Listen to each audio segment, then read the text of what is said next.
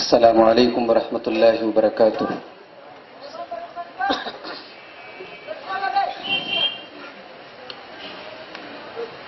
ان الحمد للہ نحمده ونستعینه ونستغفره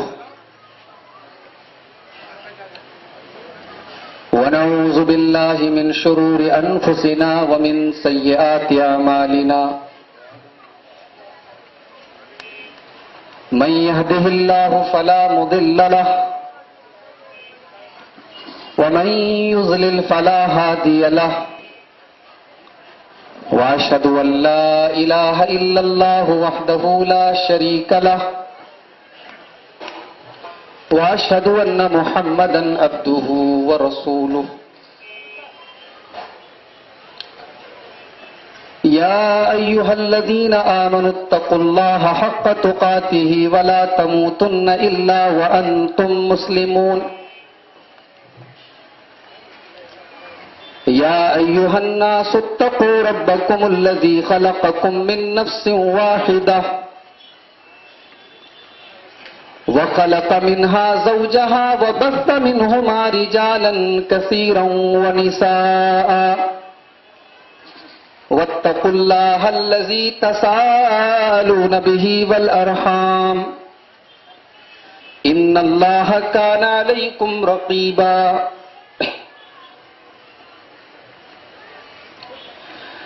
يا أيها الذين آمنوا اتقوا الله وقولوا قولا سديدا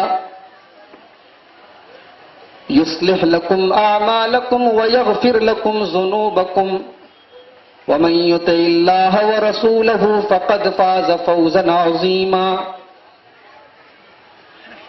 أما بعد فإن خير الحديث كتاب الله، وخير الهدي هدي محمد صلى الله عليه وسلم،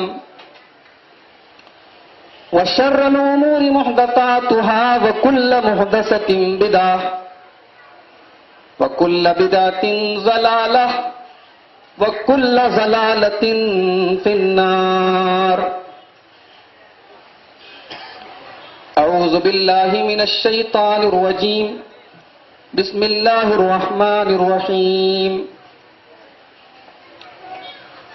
وَلِلَّهِ الْعِزَّةُ وَلِرَسُولِهِ وَلِلْمُؤْمِنِينَ وَلَكِنَّ الْمُنَافِقِينَ لَا يَعْلَمُونَ۔ وقال تعالی فی مقام آخر، كتب الله لأغلبن أنا ورسلي إن الله قوي عزيز۔ اسٹیج کے اوپر موجود محترم علماء کرام، ذمہ داران جماعت، محترم بزرگوں، نوجوان بھائیوں، اور اسٹیج کے پیچھے پردے میں تشریف فرما میری معزز ماں اور بہن، چیتا کیمپ کا یہ سالانہ اسٹیج پروگرام ہے۔ اس میں پہلی بار آپ کے سامنے حاضر ہونے کا موقع ملا ہے، اور عام طور سے جیسا کہ میں نے دیکھا ہے کہ ممبئی کے پروگراموں میں الحمدللہ بڑے جذبے کے ساتھ، شوق کے ساتھ لوگ آتے ہیں اور قرآن و حدیث کی باتوں کو سنتے ہیں۔ آج کے اس پروگرام میں بھی سامعین کی ایک بڑی تعداد میرے سامنے موجود ہے۔ اللہ تعالی ہم سب کے اس پروگرام میں جمع ہونے کو، ہمارے بولنے، کہنے، سننے کو قبول فرمائے، اور ہم سب کو کہنے اور سننے سے زیادہ عمل کرنے کی توفیق عطا فرمائے۔ میرا عنوان، ٹاپک ابھی آپ نے سنا، مسلمانوں کی ذلت کے اسباب اور علاج۔ مسلمان وہ قوم ہے جسے اللہ نے خیر امت کا لقب دیا ہے۔ کنتم خیر امت، بہترین امت ہے۔ یہ وہ قوم ہے جس نے نصف صدی کے اندر پوری دنیا میں انقلاب پیدا کر دیا تھا. قیصر و کسریٰ کے تخت و تاج کو اپنے پیروں تلے روندا تھا. عرب سے لے کر یورپ تک، افریقہ کے صحراؤں تک، جہاں تک بھی خشکی ہے اس امت نے اپنے جھنڈے گاڑے تھے. لیکن وہی قوم، ذرا آج حالات دیکھیے کہ اس قوم کے حالات کیا ہیں.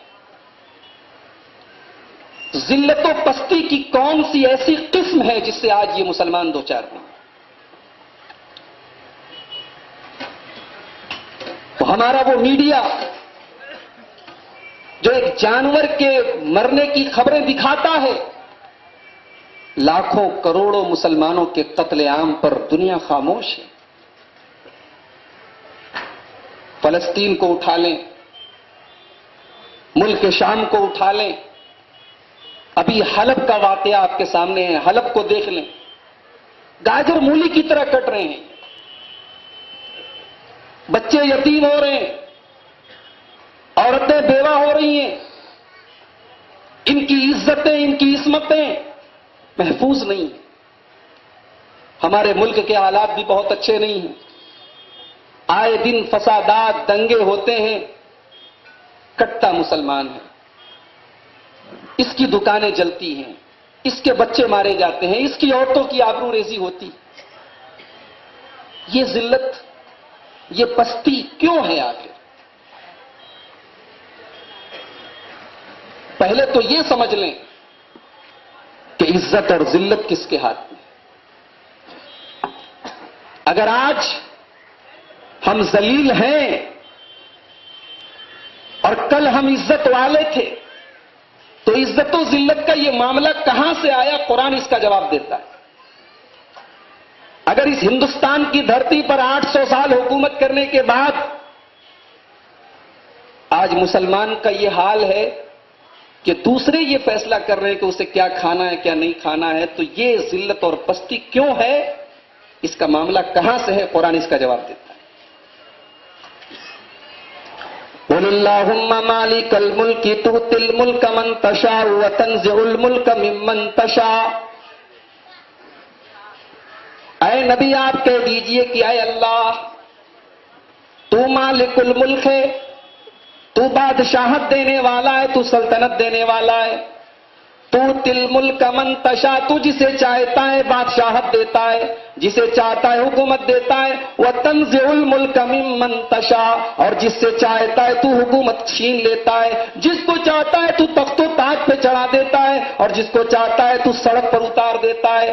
تو تل ملک من تشاء، تو جسے چاہتا ہے بادشاہت دیتا ہے. وتنزع الملک ممن تشاء، اور جس سے چاہتا ہے تو حکومت چھین لیتا ہے. وتعز من تشاء، اور جسے چاہتا ہے تو عزت عطا فرماتا ہے. وتذل من تشاء، اور جسے تو چاہتا ہے ذلیل کر دیتا ہے. بیدک الخیر، بھلائی اللہ کے ہاتھ میں. تو عزت دینے والا وہ ہے. عزت اگر ہم نے کہیں اور تلاش کرنے کی کوشش کی تو ہمیں عزت ملنے والی نہیں، ذلت ہی ملے گی. اس لیے کہ عزت والا وہ ہے، اس کا نام عزیز ہے. عزت ساری کائنات کو عزت دینے والا بھائی. تو یہ پہلی بات آپ سمجھ لیں کہ عزت و ذلت کا اختیار اللہ کے ہاتھ. ہم ذلیل ہیں، ساری دنیا میں خار ہیں، مارے جا رہے، کاٹے جا رہے، جبکہ ہم ایک اللہ کی عبادت کرنے والے بھی، ہم لا الہ الا اللہ محمد الرسول اللہ کا اقرار کرنے والے بھی ہیں، ہم اپنے نبی سے محبت کا دعویٰ کرنے والے بھی ہیں. کیا وجہ ہے؟ قرآن تو کچھ اور کہتا ہے. قرآن کہتا ہے وَلِلَّهِ الْعِزَّةُ وَلِرَسُولِهِ وَلِلْمُؤْمِنِينَ. عزت تو ہمیشہ اللہ کی، اللہ کے ہاتھ میں. عزت والا اللہ ہے، عزت والے اللہ کے رسول ہیں، اور مومنوں کے لیے عزت ہے. جب اللہ تبارک و تعالیٰ یہ وعدہ کر رہا ہے کہ مومنوں کو عزت ملتی ہے، مومن اللہ کے اوپر ایمان رکھنے والے مومن بندے کبھی ذلیل نہیں ہوتے، تو کیا وجہ ہے کہ آج ہم ذلیل ہیں؟ وجہ صاف ہے، وجہ بالکل کلیئر ہے کہ جب اللہ نے قرآن میں یہ وعدہ کر دیا ہے کہ عزت ایمان والوں کے لیے، اس کا مطلب یہ ہوا کہ آج ہم عزت والے نہیں ہیں، ذلیل ہیں، آج ہماری کوئی ویلو نہیں ہے، کوئی حیثیت نہیں ہے، اس کا مطلب کہ ایمان کے اندر کمی ہے۔ یہ پہلی وجہ ہے ہماری ذلت کی، ہماری پستی کی، ہماری بربادی کی پہلی وجہ یہ ہے کہ ہمارا ایمان کمزور ہے، ہمارا ایمان ختم ہو رہا ہے۔ وَلَا تَهِنُوا وَلَا تَحْزَنُوا وَأَنْتُمُ الْأَعْلَوْنَ إِن كُنتُم مُّؤْمِنِينَ۔ اے ایمان والو، تمہیں ڈرنے کی ضرورت نہیں ہے، تمہیں پست ہونے کی ضرورت نہیں ہے، تمہیں غمگین ہونے کی ضرورت نہیں ہے۔ وَأَنْتُمُ الْأَعْلَوْنَ إِن كُنتُم مُّؤْمِنِينَ، تم ہی سربلند رہو گے، تمہارا ہی سورج ہمیشہ چمکے گا، تم ہمیشہ بلندی پر رہو گے۔ ان کنتم مومنین، اگر تم ایمان کے راستے پر رہو گے، اگر تمہارے اندر ایمان رہے گا تو تمہیں ہمیشہ اللہ تعالیٰ بلندی عطا فرمائے گا۔ ہم بلند نہیں ہیں، ہمارے بچے مر رہے ہیں، کوئی آنسو بہانے والا نہیں۔ مسلمان عورتوں کی عصمتیں لوٹی جا رہی ہیں۔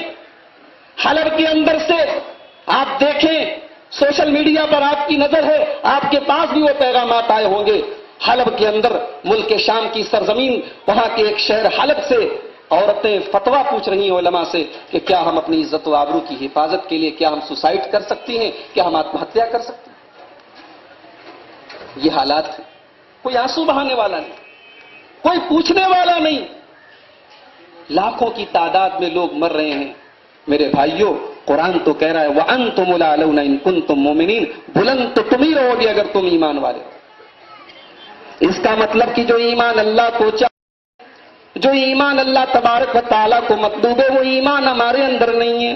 ہمارے ایمان کے اندر کھوٹ ہے، ہمارے ایمان کے اندر کمزوری ہے۔ اب سوال یہ پیدا ہوا کہ اللہ کو کون سا ایمان چاہیے؟ اللہ جواب دیتا ہے قرآن میں، سورہ انفال کی 2 آیت میں، انما المؤمنون الذین اذا ذکر اللہ وجلت قلوبہم۔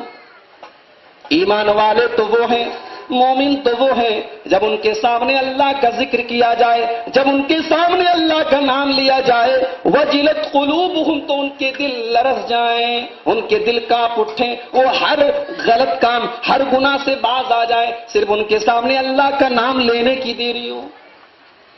کیا آج ہمارا ایمان ایسا ہے؟ کیا ہمارے ایمان کی یہ حالت ہے کہ اللہ کا نام سنے اور کانپ جائیں؟ اللہ نے تو کہا ایمان والے وہی، انما المؤمنون الذین اذا ذکر اللہ وجلت قلوبہم۔ ایمان والے تو وہ ہیں جب ان کے سامنے اللہ کا نام لیا جائے تو ان کا دل لرز جاتا ہے۔ بڑا مشہور واقعہ ہے، تقریروں میں آپ نے کئی بار سنا ہوگا۔ نبی اکرم صلی اللہ علیہ وسلم نے بنی اسرائیل کے 3 لوگوں کا واقعہ بیان کیا تھا۔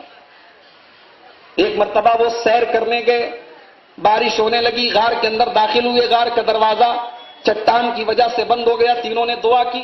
ان تینوں کی دعاؤں میں آپ اس نوجوان کی دعا پر ذرا غور کیجیے۔ کہتا ہے اللہ، میری ایک چچازاد بہن تھی، بڑی محبت کرتا تھا میں اس سے، اس کو حاصل کرنے کی تلاش میں رہتا تھا۔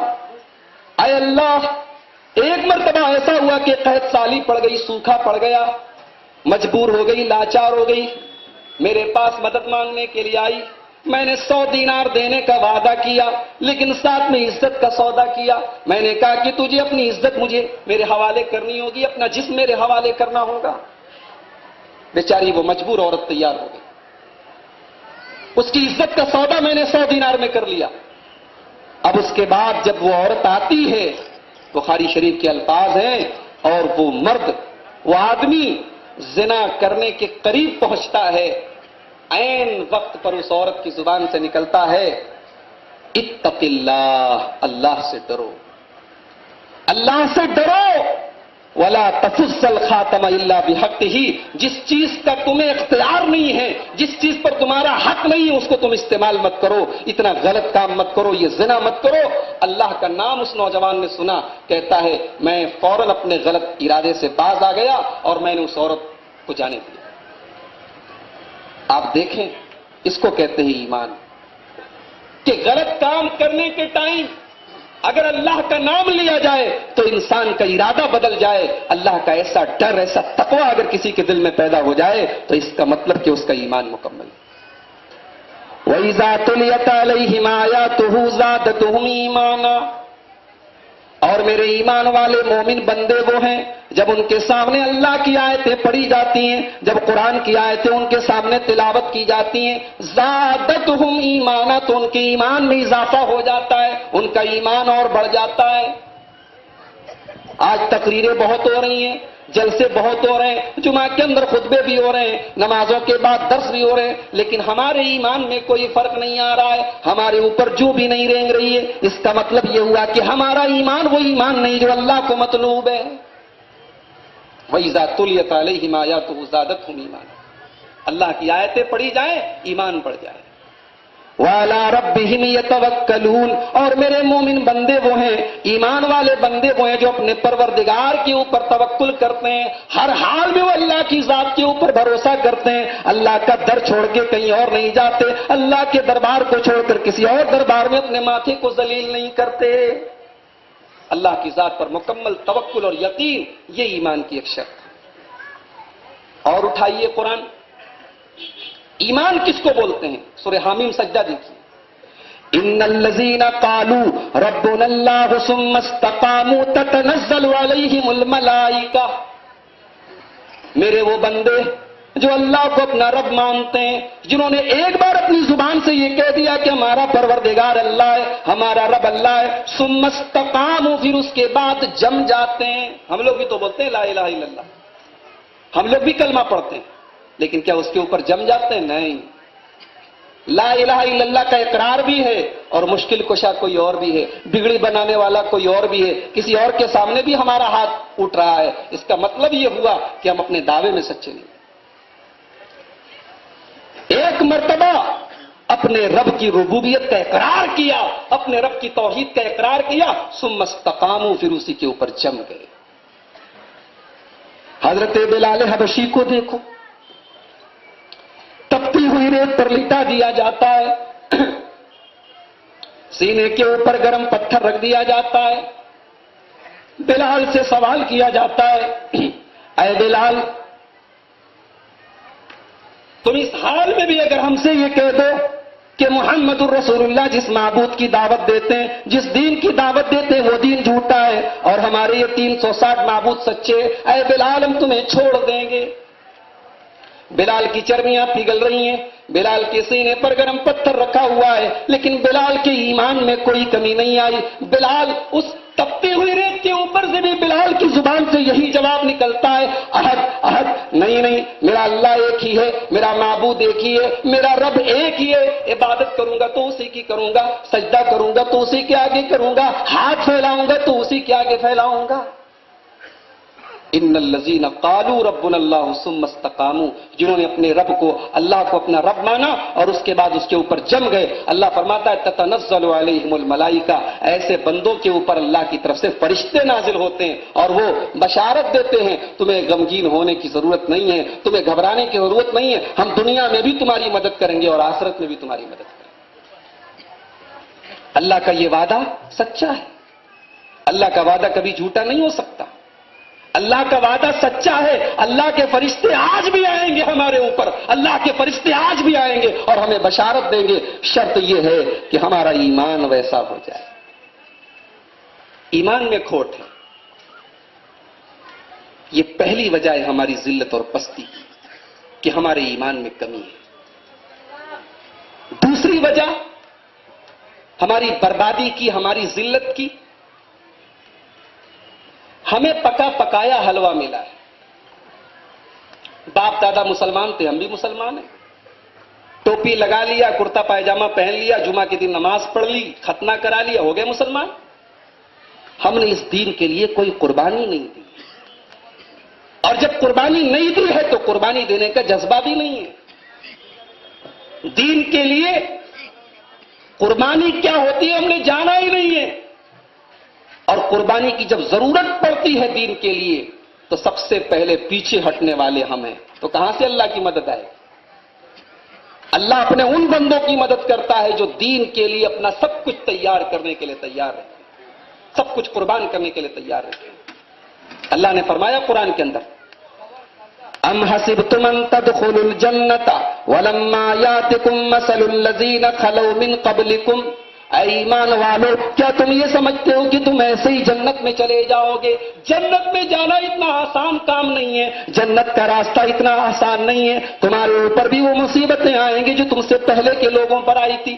مستہم الباساء والضراء وزلزلوا، ان کے اوپر بھوک و پیاس کی تکلیفیں آئیں، ان کے اوپر بیماریوں کی تکلیفیں آئیں، ان کو پریشانی اور مصیبتوں میں اتنا پریشان ہو جانا پڑا، حتی یقول الرسول والذین آمنوا معہ متی نصر اللہ۔ ایک ایسا دور بھی آ گیا، ایک ایسا ٹائم بھی آ گیا، ایمان والے قربانیوں سے، آزمائشوں سے، پریشانیوں سے گھبرا اٹھے، کہنے لگے متی نصر اللہ، اے اللہ تیری مدد کب آئے گی؟ اے اللہ ہم اور کتنا ذلیل ہوں گے، اور کتنا پریشان ہوں گے۔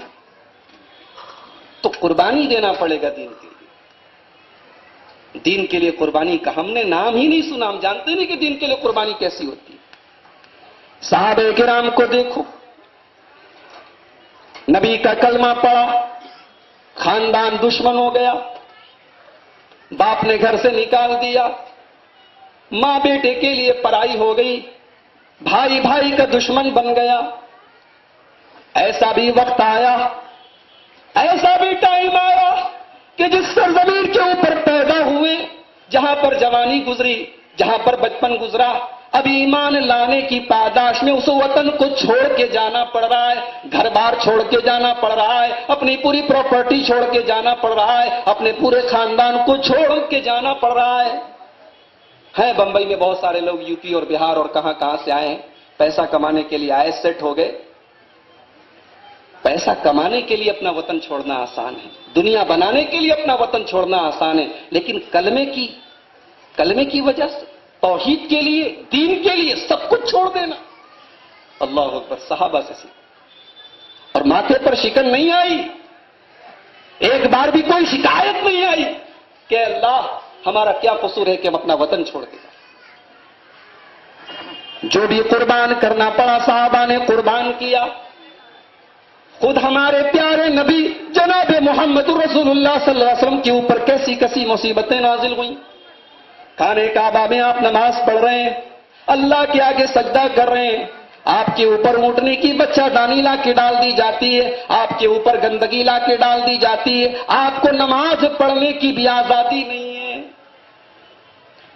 آپ طائف جاتے ہیں، طائف کے لوگوں کو اللہ کے دین کی دعوت دینے کے لیے جاتے ہیں، اپنے لیے نہیں، اپنی عزت کے لیے نہیں، اپنے نام کے لیے نہیں، دنیا کے لیے نہیں، اللہ کے بندوں کو اللہ کا راستہ بتانے کے لیے جاتے ہیں۔ لیکن طائف کے اندر بھی میرے نبی پر پتھر برسائے جاتے ہیں، میرے نبی کو مارا جاتا ہے، میرے نبی کو ستایا جاتا ہے، میرے نبی کے پاؤں میں خون رسنے لگتا ہے، میرے نبی کے جوتے خون سے جم جاتے ہیں۔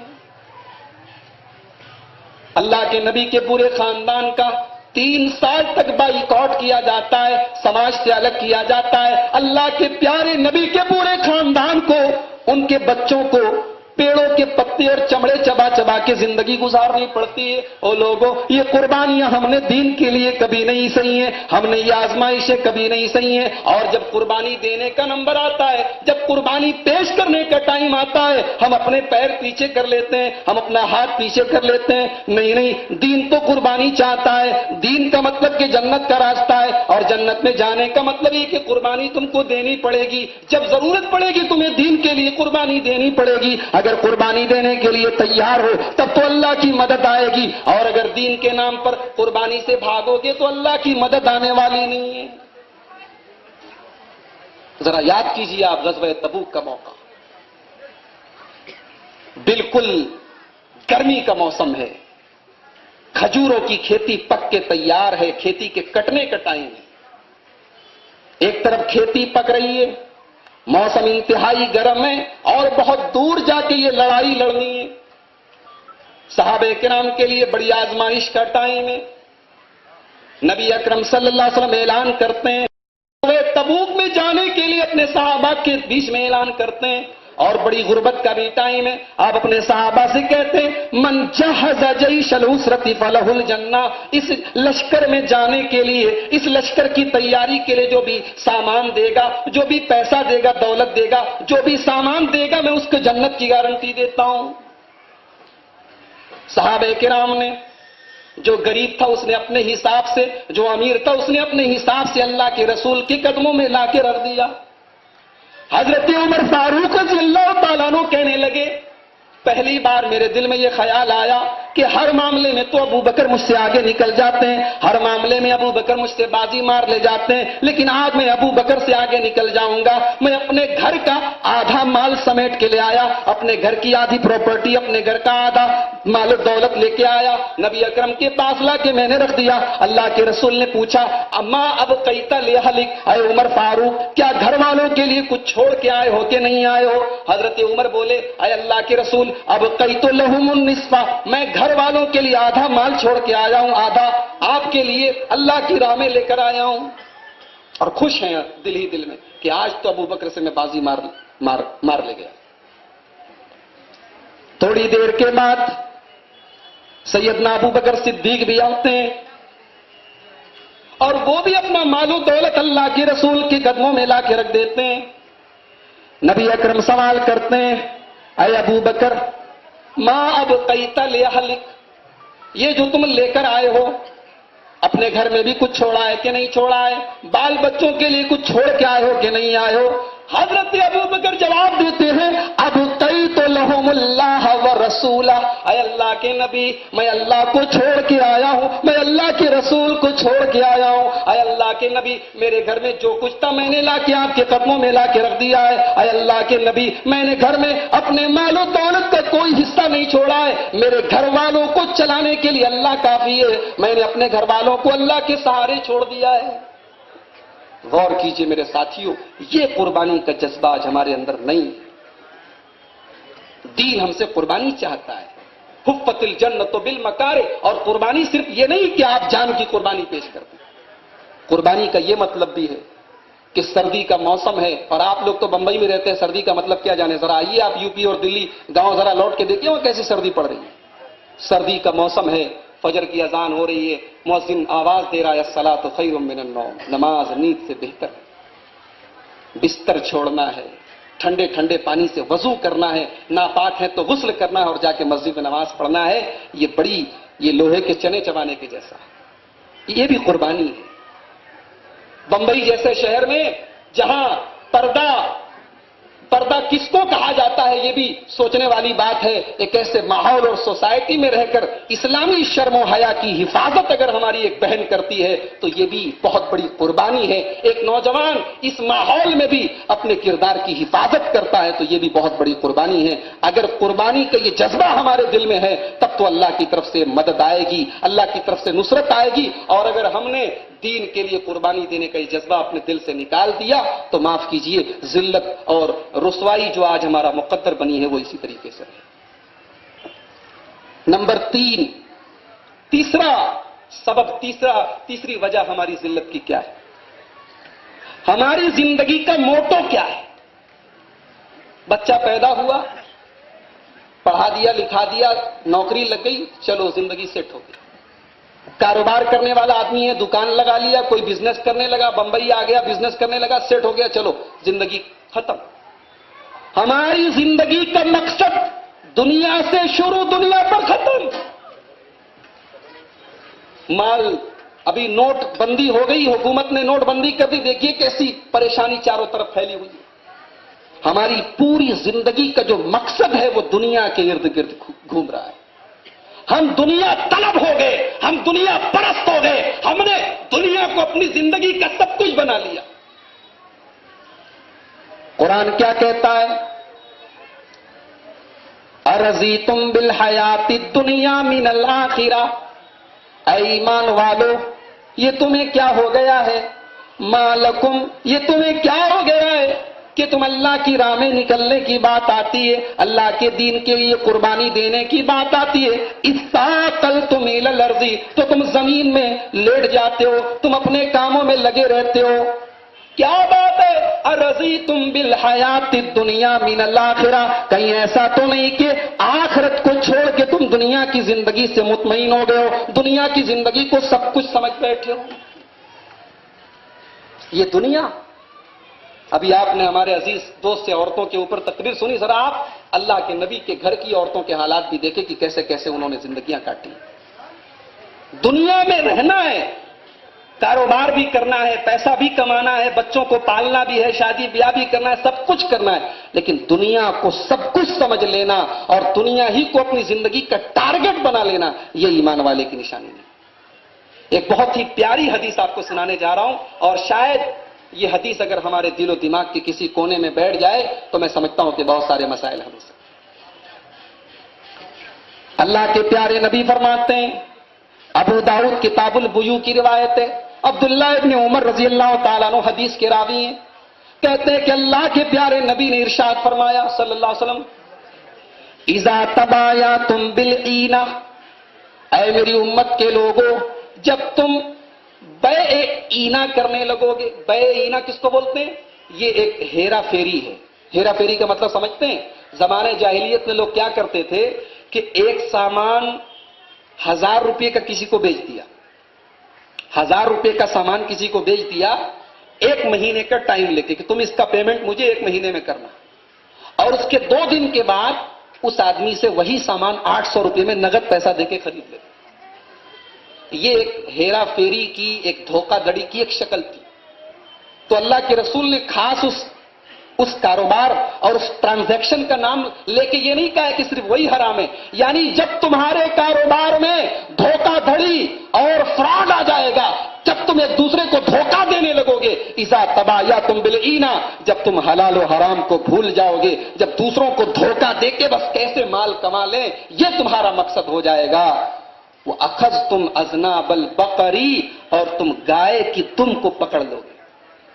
اللہ کے رسول نے اپنے صحابہ کے ماحول کو سامنے رکھ کے کہا کہ اس زمانے میں گائے بیل وغیرہ کی پرورش جو لوگ کرتے تھے، اس کو پالتے تھے، وہی بہت بڑی دھن دولت تھی۔ تو گائے کی دم کو پکڑ لو گے، یعنی دنیاوی دولت، دنیا کی، ہماری تجوری کے اندر دنیا کی دولت کیسے آ جائے، ہمارا بینک بیلنس کیسے بڑھ جائے، جب تمہاری زندگی کا یہ مقصد ہو جائے گا۔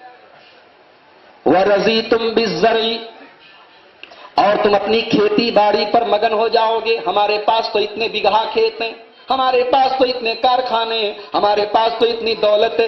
جب تم اپنی دنیا کے کاروبار پر، اپنی دنیا کی کھیتیوں پر مگن ہو جاؤ گے، وَتَرَكْتُمُ الْجِهَادَ، اور تم اللہ کی راہ میں جہاد کو، اللہ کی راہ میں قربانیوں کو چھوڑ دو گے، اللہ کی راہ میں قربانی دینے کا ٹائم آئے گا تو تم پیچھے ہٹ جاؤ گے، سلط اللہ علیکم ذلًا، اللہ تبارک و تعالیٰ تمہارے اوپر ذلت و رسوائی کو مسلط کر دے گا، تم ذلیل ہو جاؤ گے، تم رسوا ہو جاؤ گے، اللہ تبارک و تعالیٰ ذلت و رسوائی کو تمہارا مقدر بنا دے گا، لا ينزعہ، اور وہ ذلت، وہ رسوائی تم سے کبھی ختم نہیں ہوگی، الا ترجعوا الی دینکم، جب تک تم اپنے دین کی طرف نہیں پلٹو گے، جب تک تم اسلام کی طرف نہیں پلٹو گے۔ حدیث کا یہ آخری ٹکڑا اپنے دماغ میں رکھیے گا، اس پر میں ابھی اور گفتگو کروں گا آپ کے ساتھ۔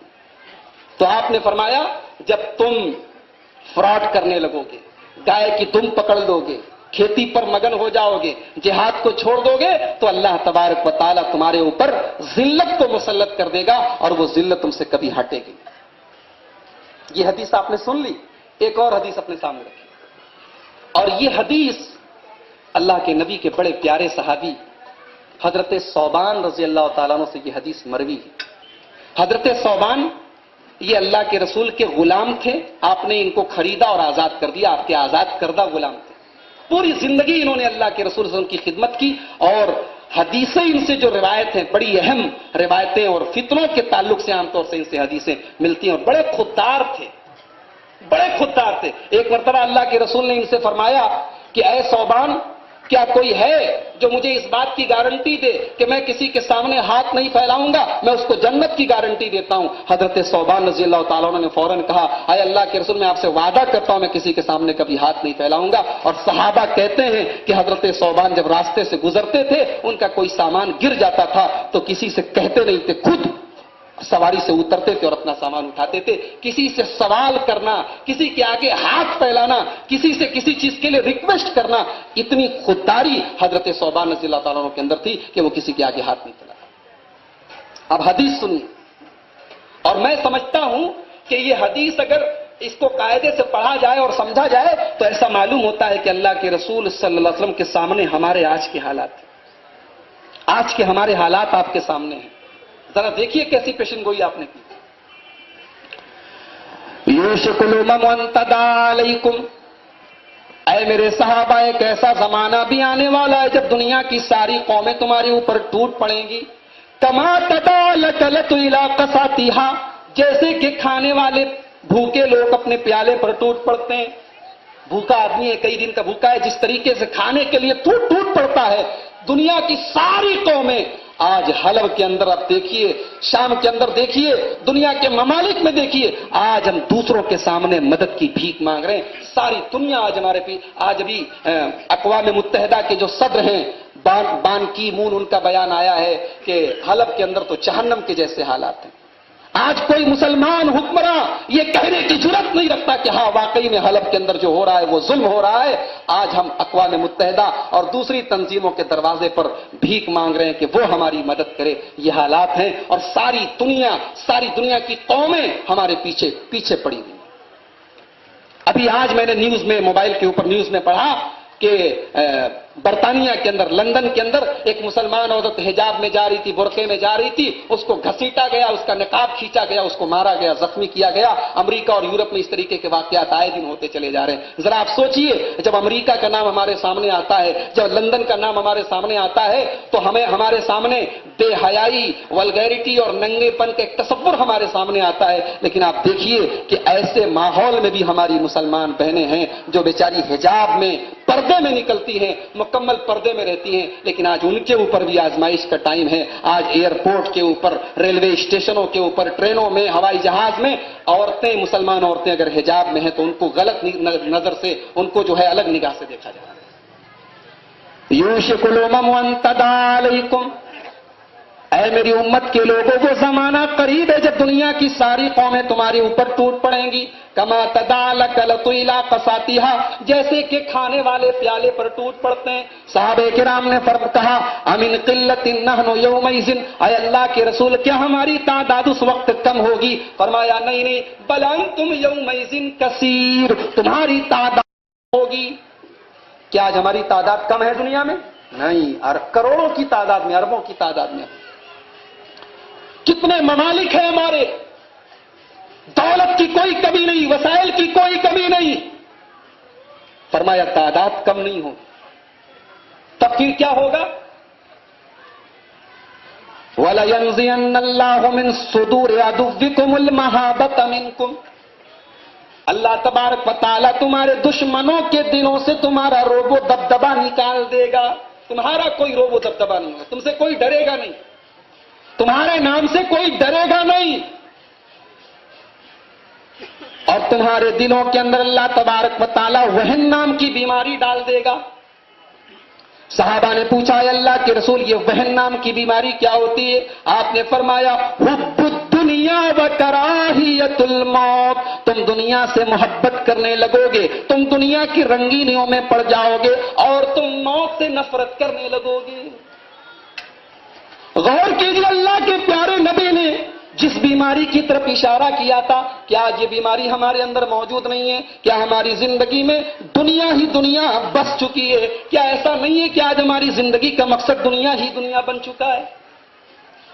क्या हमारे नबी ने यही तालीम दी थी? नबी अकरम सल्लल्लाहु अलैहि वसल्लम मामूली सी चटाई पर लेटा करते थे, आपके पीठ के ऊपर चटाई के निशान पड़ जाते हैं। साहबे किराम कहते हैं, अल्लाह के रसूल, लवित्तखज़ना लकवितान, आप इजाजत दें हम आपके लिए गद्दा मंगा दें, एक बिस्तर लगा दें, एक आरामदेह बिस्तर का इंतजाम कर दें। नबी अकरम सल्लल्लाहु अलैहि वसल्लम फरमाते हैं, ऐ लोगों, माली वलिद दुनिया, मुझे तुम्हारी दुनिया से कोई लेना لینا دینا نہیں ہے. مجھے تمہارے بستر نہیں چاہیے, مجھے تمہارے گدے نہیں چاہیے, مجھے یہ آرام دہ بستر نہیں چاہیے, مجھے چٹائی پر لیٹنے دو, میں جیسے ہوں مجھے اسی حال میں رہنے دو. مالی ولد دنیا, میرا دنیا سے کوئی لینا دینا نہیں ہے. ما انا الا کراکب استدل تحت شجرۃ ثم راح فترکها. اے میرے صحابہ, میں دنیا میں ایک مسافر کی طرح آیا ہوں. ایک مسافر جب سفر پہ نکلتا ہے, کسی پیڑ کے نیچے آرام کرنے کے لیے لیٹ جاتا ہے, تھوڑی دیر آرام کرتا ہے, پھر اپنی منزل کی طرف چلا جاتا ہے. یہ دنیا میری منزل نہیں ہے, یہ دنیا آرام کی جگہ ہے, میری منزل تو آخرت ہے. تو دنیا پرستی نے بھی ہمیں اور آپ کو برباد کیا ہے. یہ ہماری بربادی اور تباہی کی تیسری وجہ ہے. نمبر 4, دنیا میں ہم نے ایک قاعدہ بنایا ہے کہ ہم ہر چیز کو اس کی اوریجن سے تلاش کرتے ہیں. ہر چیز کے بارے میں یہ پتا کرتے ہیں کہ وہ اصلی کہاں ملے گی. لیکن دین کے معاملے میں ہم لوگ اصلی اور نقلی کا فرق نہیں کرتے. ہم دین کہیں سے بھی حاصل کرنا شروع کر دیتے ہیں. ایک آدمی دین کی شکل میں اگر ڈپلیکیٹ چیز بھی پیش کر رہا ہے, لیکن اس کے بات کرنے کا انداز بڑا اچھا ہے, اس کی پگڑی بڑی اچھی ہے, اس کا کرتا بڑا اچھا ہے, اس نے بڑی اچھی عطر لگائی ہے, تو ہم سمجھتے ہیں کہ اس کی بات بھی بڑی اچھی اور سچی ہے. ایسا نہیں ہے. دین کا اوریجن کیا ہے, دین کہاں سے ہمیں ملے گا, دین کا صحیح مصدر کیا ہے. اگر ہم نے دین کو وہاں سے لینا بند کر اور اپنی مرضی کے مطابق ہم نے دین پر عمل کرنا شروع کیا, تو تباہی ہمارا مقدر بن جائے. اللہ کے پیارے نبی ارشاد فرماتے ہیں, ترکت فیکم امرین لن تضلوا ما تمسکتم بہما. میں 2 چیزیں تمہارے بیچ میں چھوڑ کے جا رہا ہوں, جب تک تم ان دونوں چیزوں کو تھامے رہو گے لن تضلوا, تم گمراہ نہیں ہو سکتے. کتاب اللہ و سنتی, ایک اللہ کی کتاب قرآن ہے اور ایک میری سنت ہے, میرا طریقہ ہے. یعنی قرآن اور سنت, قرآن اور حدیث, یہی شریعت کے 2 مصدر ہیں, یہی شریعت کی اوریجن ہے, یہی سے شریعت ملے گی. ہم نے اپنی مرضی کے مطابق دین پر عمل کرنا شروع کر دیا اور قرآن و حدیث کو پیچھے ڈال دیا, تو اللہ کی مدد کہاں سے آئے گی, کہاں سے آئے گی اللہ کی. ہم کلمہ پڑھتے ہیں, اشہد اللہ الہ الا اللہ, اللہ کے سوا کوئی معبود نہیں. نماز میں کھڑے ہوتے ہیں, کہتے ایاک نعبد و ایاک نستعین, اے اللہ تیری ہی عبادت کرتے ہیں اور تجھی سے مدد مانگتے ہیں. مسجد کے باہر نکلتے ہیں, مدد کرنے والے بے شمار پیدا ہو جاتے ہیں, مشکل کشا بے شمار پیدا ہو جاتے ہیں, بگڑی بنانے والے بے شمار پیدا ہو جاتے ہیں, اولاد دینے والے بے شمار پیدا ہو جاتے ہیں. ہم اپنے کلمے کے ساتھ دھوکہ کرتے ہیں, ہم نے اللہ کے ساتھ جو وعدہ کیا ہے اس وعدے کی وعدہ خلافی کرتے ہیں. اشہد اللہ الہ الا اللہ کا مطلب کیا ہوا؟ ہم اللہ کے ساتھ ایک ایگریمنٹ کرتے, ایک وعدہ کرتے کہ اے اللہ عبادت کروں گا تو تیری کروں گا, اے اللہ تو ہی عبادت کے لائق ہے, تو ہی معبود برحق ہے, عبادت کروں گا تو تیری کروں گا. اب اس ایگریمنٹ کو, اس وعدے کو ہم نے توڑ دیا اور ہم نے توحید میں شرک کی ملاوٹ کی, تو کہاں سے اللہ کی مدد آئے؟ اور کوئی یہ نہ کہے کہ نہیں یہ مولوی غلط بول رہا ہے, یہ مولوی غلط بول رہا ہے. مسلمان کبھی توحید میں ملاوٹ نہیں کر سکتا, مسلمان کبھی شرک نہیں کر سکتا. اگر آپ کو اس بات, اگر آپ کے دل میں یہ شبہ ہے تو اس کو بھی دور کر لیجئے. اللہ کے رسول صلی اللہ علیہ وسلم کی حدیث موجود ہے, امام ترمذی رحمۃ اللہ علیہ کتاب الفتن کے اندر لائے ہیں. اللہ کے رسول فرماتے ہیں, لا تقوم الساعۃ حتی تلحق قبائل من امتی بالمشرکین. قیامت اس وقت تک نہیں آئے گی جب تک میری امت کے کچھ لوگ مشرکوں کے ساتھ مل جائیں گے, ان کے رنگ میں رنگ جائیں گے. وَيَعْبُدُ الْأَوْثَانَ, اور میری امت کے لوگ بت پرستی بھی کریں گے. شرک کی جو سب سے غلیظ ترین قسم ہے وہ بھی میری امت کے اندر آ جائے گی. یہ نبی اکرم صلی اللہ علیہ وسلم کی پیشن گوئی ہے. میرے بھائیوں, اگر ہم نے توحید کی دیوار میں چھید کیا ہے, اگر ہم نے توحید کی حفاظت نہیں کی ہے, اگر ہم نے اللہ کے ساتھ جو وعدہ کیا ہے اس وعدے کو ہم نے توڑا ہے, تو ہماری ذلت و رسوائی اسی طریقے سے ہمارے اوپر بنی رہے گی. اچھا, کلمے کا دوسرا جز دیکھیے, وَأَشْهَدُ أَنَّ مُحَمَّدًا عَبْدُهُ وَرَسُولُهُ. ہم نے محمد صلی اللہ علیہ وسلم کو اللہ کا بندہ اور اللہ کا رسول مانا. गोया हमने अल्लाह के नबी के साथ एक एग्रीमेंट किया कि हम आपको अल्लाह का रसूल मानते हैं, आपने जो दीन हमें दिया है, आपने अल्लाह की जो रिसालत हम तक पहुंचाई है, हम उसी के मुताबिक जिंदगी गुजारेंगे। अब रसूल की जो पोजीशन है कि वमा आताकुमुर रसूल फखुज़ूहु वमा नहाकुम अन्हु फंतहू, रसूल जो दे दे ले लो, रसूल जिससे मना कर दे रुक जाओ। अब ये पोजीशन हमने किसी और को दी, नहीं, हमारे बुजुर्ग साहब जो दे देंगे हम ले लेंगे, हमारे फला साहब जो दे देंगे ले लेंगे, हम उनकी हर बात मान लेंगे, ये पोजीशन हमने किसी और को दे दी, तो गोया हमने कलमे के इस दूसरे जुज के साथ भी जुल्म किया। हमने रसूल अकरम सल्लल्लाहु अलैहि वसल्लम के साथ जो वादा किया था, उस वादे की वादा खिलाफी की। अब आइए इस पसे मंजर में एक हदीस मैं आपके सामने पेश करना चाहता हूं, और ये पूरी हदीस बड़ी तफसील चाहती है। मैं सरसरी इस हदीस को पढ़ता हूं, लेकिन हदीस के आखिरी टुकड़े पर आपकी तवज्जो चाहता हूं। अल्लाह के प्यारे नबी फरमाते हैं, इब्ने माजा की रिवायत है, आप फरमाते हैं कि खमसुन इज़ब्तुली तुम बिहिन्ना, 5 बुराइयां मेरी उम्मत के अंदर पैदा होने वाली, 5 बुराइयों में 5 बहुत बड़ी बड़ी गलतियां मेरी उम्मत करेगी, 5 बड़े बड़े पाप मेरी उम्मत के लोग करेंगे। और अल्लाह के रसूल अपने सहाबा के बारे में कहते हैं, मैं अल्लाह की पनाह चाहता हूं कि ये बुराई तुम्हारे अंदर ना आने पाए। अब जरा सुनिए वो 5 बुराइयां कौन कौन सी। नंबर 1, लम तज़हरिल फाहिशतु फी कौमिन क़त्तु हत्ता युलिनु बिहा इल्ला फशा फीहिमुत ताऊन वल औजाउ अल्लती लम तकुन फी असलाफिहिम अल्लज़ीना मदौ। ऐ मेरी उम्मत के लोगों, जब भी किसी कौम के अंदर बेहयाई फैल जाए, नंगापन फैल जाए, उरियानियत फैल जाए, जब लड़का लड़की खुलेआम एक दूसरे के साथ ताल्लुक कायम करने लगे, जब उरियानियत और बेशर्मी की सारी हदें पार हो जाए, तो अल्लाह ऐसी कौम के ऊपर ऐसी ऐसी बीमारियां डाल देता है, ऐसी ऐसी बीमारियां ऐसी कौम के ऊपर डाल देता है कि वो बीमारियां उनके बाप दादा ने कभी सुनी भी नहीं थी। आज आजकल देखिए आप लोग, कैसा कैसा बुखार आता है। पहले आदमी बीमार होता था तो चलो भाई बुखार है, अब बुखार की भी 17-18 किस्में। कौन सा बुखार है, चेक कराओ, ब्लड टेस्ट कराओ। फिर उसके बाद ऐसे ऐसे वायरस आ रहे, ऐसी ऐसी बीमारियां आ रही कि मेडिकल साइंस भी कहती है हमारे पास कोई इलाज नहीं। ये हमारी बेहयाइयों का, हमारी बदअमलियों का नतीजा है मेरे भाई। जब भी किसी कौम के अंदर बेहयाई का तूफान पैदा होगा, अल्लाह के रसूल फरमा रहे कि उस कौम के ऊपर ऐसी ऐसी बीमारियां, ऐसे ऐसे वायरस आएंगे कि उनके बाप दादा ने कभी सुना भी नहीं।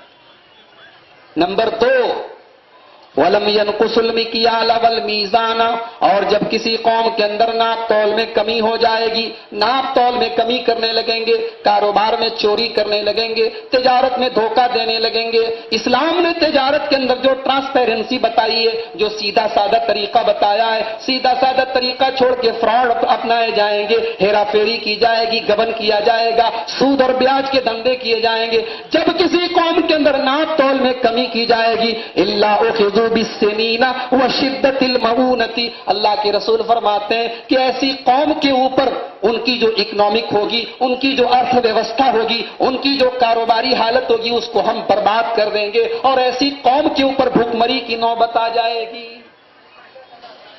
मत दीजिए किसी और को दोष। ये अगर हमारे कारोबारों में मंदी आ रही है, तो जरा हम अपने गरेबानों में झांके कि आज कितने बड़े बेईमान और धोखेबाज हम खुद बन चुके हैं।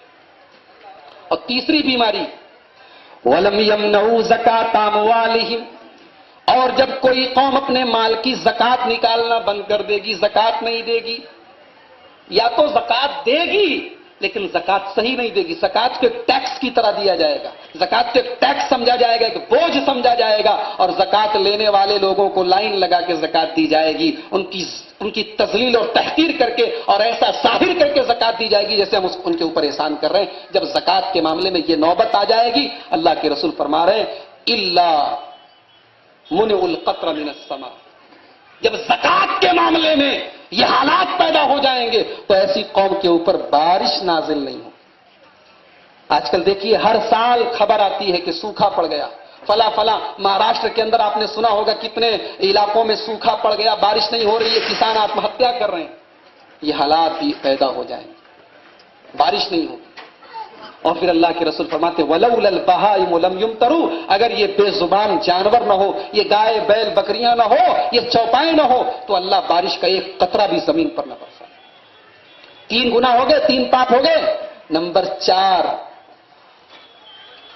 وَلَمْ يَنْقُضُوا عَهْدَ اللَّهِ وَعَهْدَ رَسُولِهِ، اور جب کوئی قوم اللہ سے وعدہ کر کے وعدہ توڑ دے گی، رسول سے وعدہ کر کے وعدہ توڑ دے گی۔ اللہ سے کیا وعدہ کیا تھا؟ عبادت تیری کریں گے، ایاک نعبد و ایاک نستعین، عبادت تیری کریں گے، سر تیرے آگے جھکائیں گے، مدد تجھ سے مانگیں گے، مشکل کشا تجھے مانیں گے، سب کچھ دینے والا تجھے مانیں گے۔ اللہ سے وعدہ کریں گے اور پھر اپنے وعدے کو توڑ دیں گے۔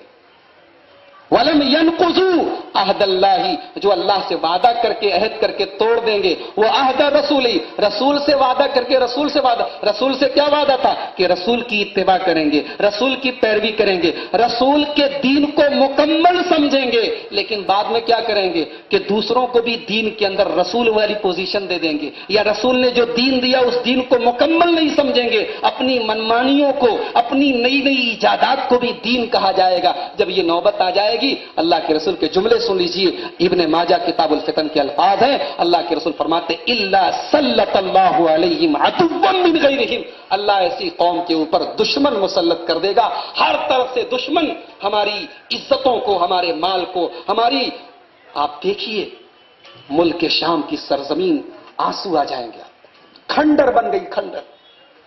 یہ کوئی ملک شام معمولی سرزمین ہے، نبیوں کی سرزمین ہے، پیغمبروں کی سرزمین ہے، یہ وہ ملک شام ہے کہ مورخین نے لکھا ہے، تاریخ نگاروں نے لکھا ہے، سیرت نگاروں نے لکھا ہے کہ صحابہ کرام نے مدینۃ الرسول کے بعد، مدینہ منورہ کے بعد سب سے زیادہ اگر صحابہ کرام نے کسی شہر میں اقامت اگر اختیار کی ہے تو وہ ملک شام ہے، وہ ملک شام ہے۔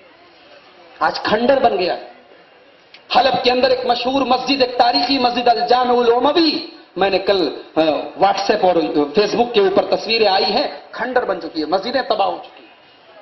یہ حالات ہیں ہمارے، اللہ دشمن مسلط کر دے گا، ہمارے اوپر دشمن مسلط کر دے گا۔ ہم نے اللہ اور اس کے رسول سے جو وعدہ کیا تھا وہ وعدہ ہم نے توڑ دیا میرے بھائیوں۔ اور آخری چیز، 5واں گناہ جو اللہ کے رسول فرماتے ہیں کہ میری امت کے اندر پیدا ہوگا، 5واں گناہ یہ ہے وَمَا لَمْ تَحْكُمْ أَئِمَّتُهُمْ بِكِتَابِ اللَّهِ، اور جب میری امت کے اندر، امت کے جو ائمہ ہیں، امت کے جو سربراہ ہیں، امت کے جو رہنما ہیں، جب یہ اللہ کی کتاب کو چھوڑ کر اپنی خواہشات کے مطابق، اپنے من مرضی کے مطابق جب فیصلے کرنے لگیں گے، فتوے دینے لگیں گے، تو الا جعل اللہ باسہم بینہم، اللہ اس امت کو آپس میں لڑا دے گا، اس امت کو آپس میں ایک دوسرے سے گتھم گتھا کر دے گا، ایک دوسرے کے اوپر فتوے لگیں گے، ایک دوسرے کو کافر کہا جائے گا، ایک دوسرے کی عزتیں اچھالی جائیں گی، لڑیں گے، مریں گے، کٹیں گے، اس امت کی حالت۔ تو یہ چوتھا سبب ہے ہماری ذلت و رسوائی کا۔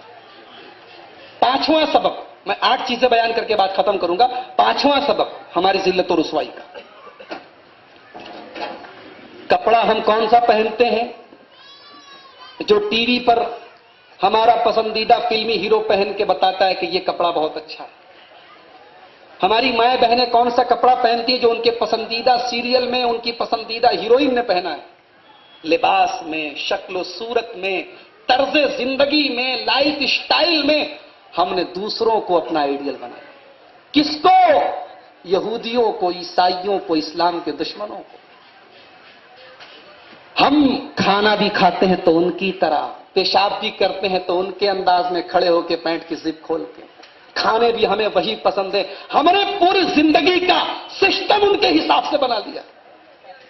ایک زمانہ وہ تھا کہ مسلمان رات میں بستر پہ سوتا تھا تو آیت الکرسی پڑھ کے سوتا تھا، رات میں سوتا تھا تو قل هو اللہ احد، قل اعوذ برب الفلق، قل اعوذ برب الناس پڑھ کے سوتا تھا، سورہ ملک پڑھ کے سوتا تھا، صبح اٹھتا تھا تو فجر کی نماز سے اس کے دن کی شروعات ہوتی ہے۔ یہاں تو رات کو 2 بجے تک لڑکیوں سے چیٹنگ کرتا ہے یا ٹی وی کا ریموٹ لے کے ٹی وی کے سامنے بیٹھا رہتا ہے، رات میں 12 بجے سوتے ہیں نواب صاحب اور صبح 10 کی صبح ہوتی ہے۔ یہ ہماری زندگی کا سسٹم بن چکا ہے۔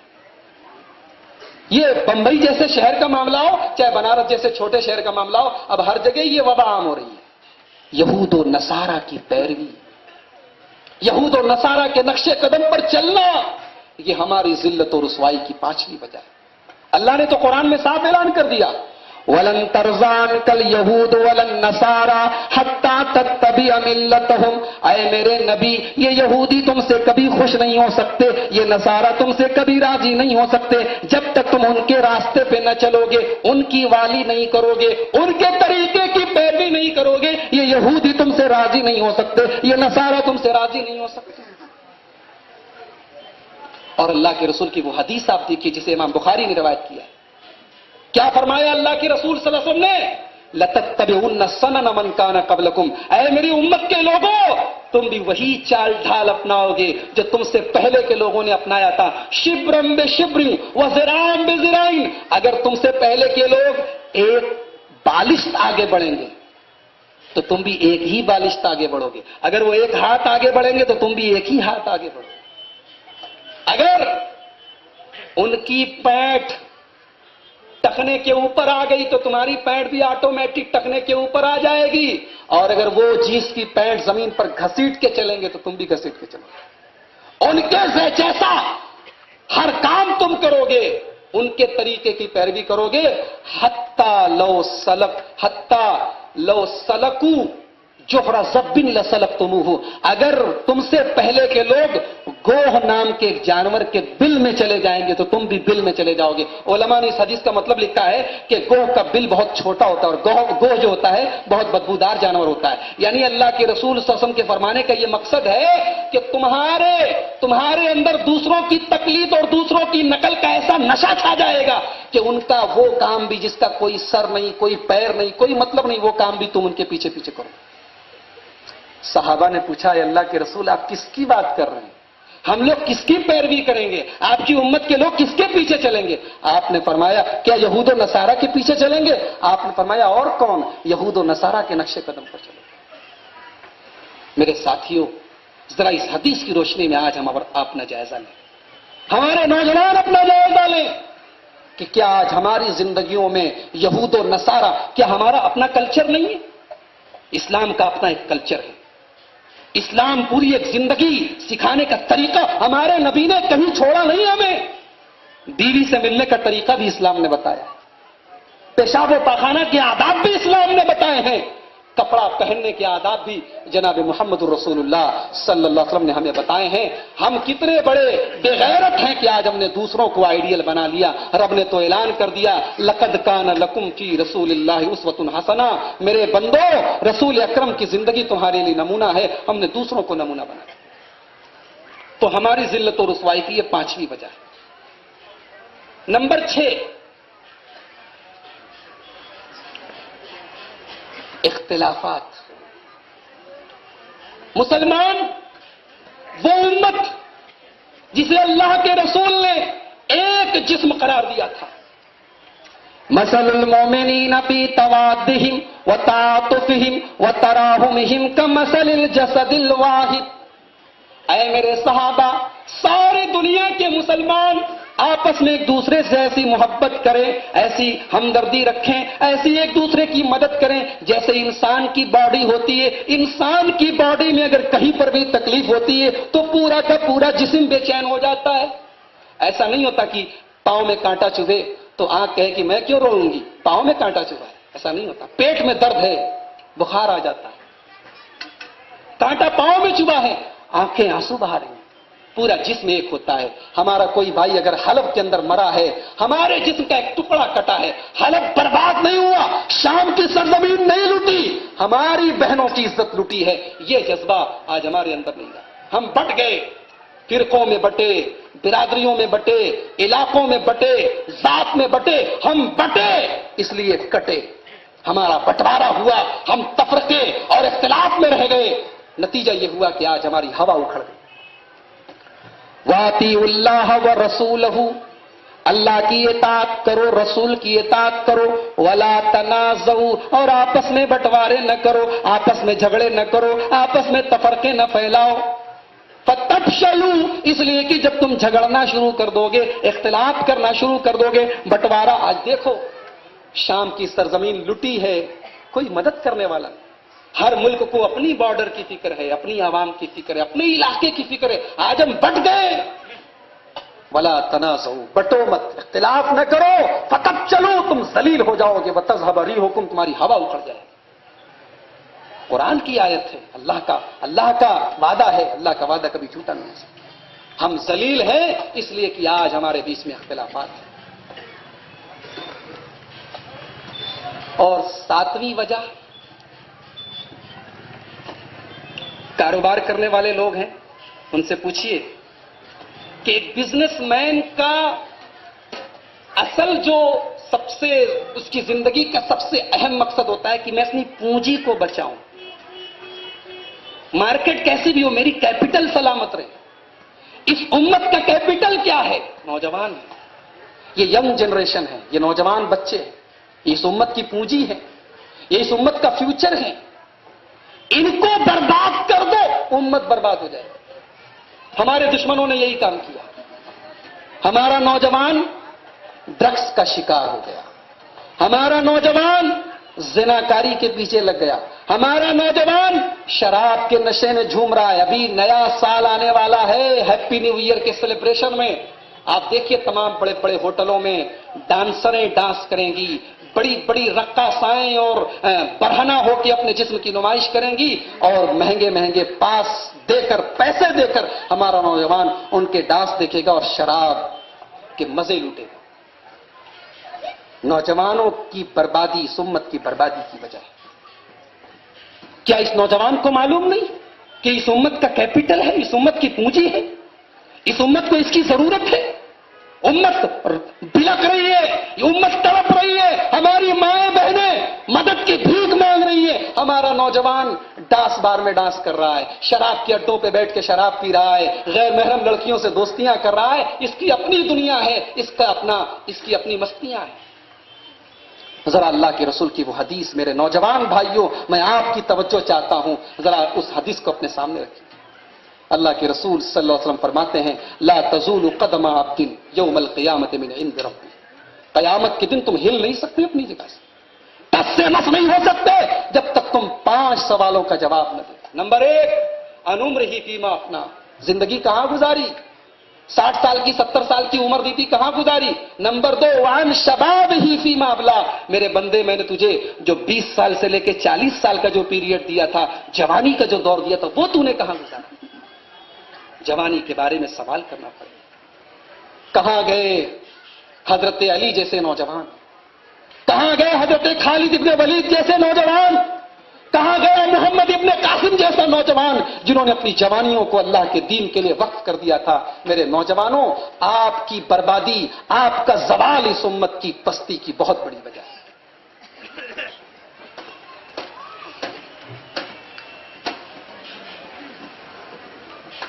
اور 8ویں چیز جس کی وجہ سے آج ہم ذلیل ہیں، پست ہیں، رسوا ہیں، برباد ہیں، آخری چیز میرے بھائیوں یہ ہے کہ ہم نے اللہ کی مقدس کتاب کو، قرآن مجید کو چھوڑ دیا۔ قیامت کے دن رسول اکرم کہیں گے ان قوم اتخذوا هذا القرآن مہجورا، اے اللہ میری قوم نے اس قرآن کو چھوڑ دیا تھا۔ اور علامہ اقبال نے اس آیت کی روشنی میں بڑے نکتے کی بات کہی تھی، وہ زمانے میں معزز تھے مسلمان ہو کر، اور ہم خار ہوئے تاریک قرآن ہو کر۔ قرآن، آج ہم قرآن کی عزت کرتے ہیں، قرآن کا احترام کرتے ہیں، بس احترام بنے، قرآن کو سمجھنا، قرآن پر تدبر کرنا، قرآن پر غور کرنا، قرآن میں اللہ تعالیٰ کیا کہنا چاہتا ہے، قرآن ہمارے عقیدوں کی اصلاح کر رہا ہے، ہمارے عمل کی اصلاح کر رہا ہے، ہم تیار نہیں ہیں۔ ہم نے تو یہ دھوس جما دیے، نہیں قرآن کو سمجھنے کی کوشش مت کرنا، گمراہ ہو جاؤ۔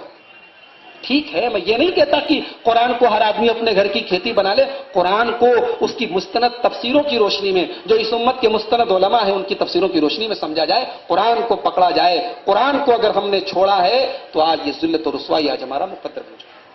تو یہ 8 چیزیں میں نے آپ کے سامنے بیان کی، اور بھی چیزیں تھیں، میں ان 8 چیزوں پر اکتفا کرتا ہوں۔ اب علاج کیا ہے؟ یہ تو ڈیسیزز ہو گئی، یہ تو بیماریاں ہو گئی، علاج کیا ہے؟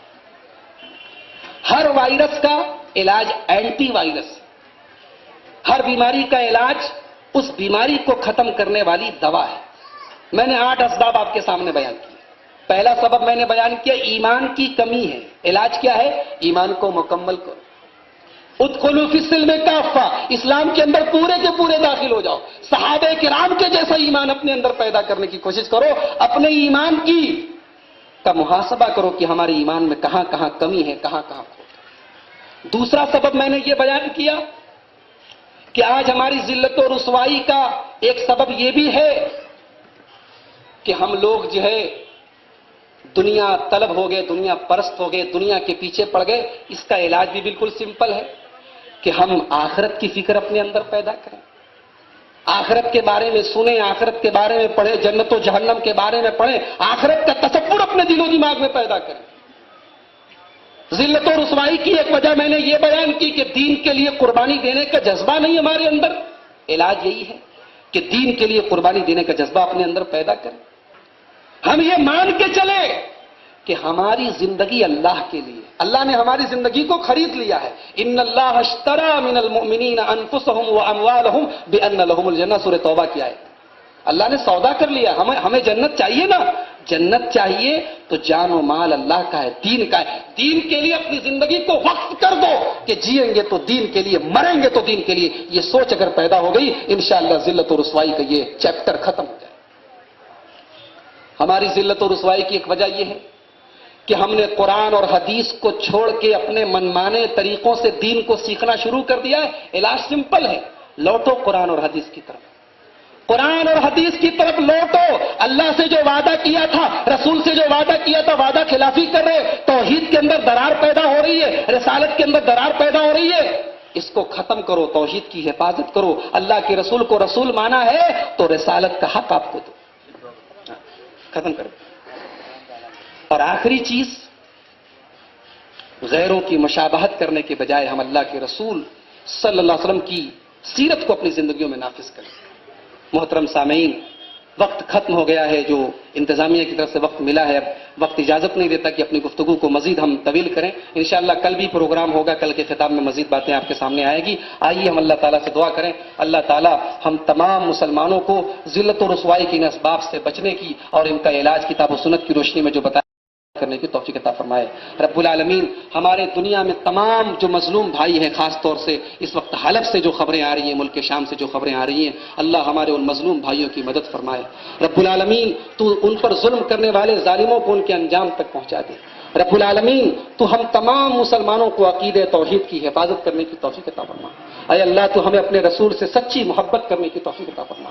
اے اللہ اپنے رسول سے صرف زبانی نہیں، صرف ظاہری نہیں، بلکہ عملاً اپنے رسول کی ہم سب کو اتباع کرنے کی توفیق عطا فرما۔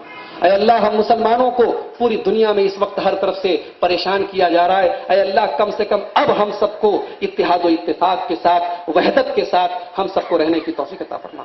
اے اللہ ہمارے جو بھی آپس میں اختلافات ہیں ان کو سمجھ بوجھ کر افہام و تفہیم کے انداز میں قرآن و حدیث کی روشنی میں ہم سب کو حل کرنے کی توفیق عطا فرما۔ اے اللہ ہمارے تمام اختلافات کو ہمیں قرآن و حدیث کی طرف لوٹانے کی توفیق عطا فرما۔ اے اللہ تو ہمیں اپنے رسول کے اور صحابہ کرام کے اس منہج پر زندگی کی آخری سانس تک چلنے کی توفیق عطا فرما۔ اے اللہ جس منہج پر چلنے میں ہم سب کی نجات ہے۔ اے اللہ ہمارے نوجوان جو بگڑ رہے ہیں، برباد ہو رہے ہیں، اے اللہ تو ان کو صحیح سمجھ دے، ان کو ہدایت دے، ان کو دین کا کام کرنے کی اور دین کی راہ پر چلنے کی توفیق عطا فرما۔ اے اللہ یہ عظیم الشان پروگرام جو چیتا کیمپ کے اس علاقے میں ہر سال منعقد ہوتا ہے، اس سال بھی ہوا، اے اللہ اس پروگرام کو کرانے والوں کے کو تو اے اللہ ان کے مال و منال میں، ان کی دنیا اور آخرت میں تو برکتیں عطا فرما۔ اے اللہ اس پروگرام میں جتنے لوگ آئے ہیں تو سب کی پریشانیوں اور مصیبتوں کو دور فرما دے۔ اے اللہ سب کی جائز مرادوں کو پورا فرما دے۔ اے اللہ ہماری وہ مائیں بہنیں جن کو کسی بھی قسم کی دکھ ہے، تکلیف ہے، پریشانی ہے، اے اللہ ان کی پریشانی اور بیماریوں کو دور فرما دے۔ اے اللہ ہم تمام مسلمانوں کو دنیا میں جب تک تو زندہ رکھ، اسلام پر زندہ رکھ، اور اے اللہ جب ہمارا خاتمہ ہو تو ایمان کے اوپر ہمارا خاتمہ ہو۔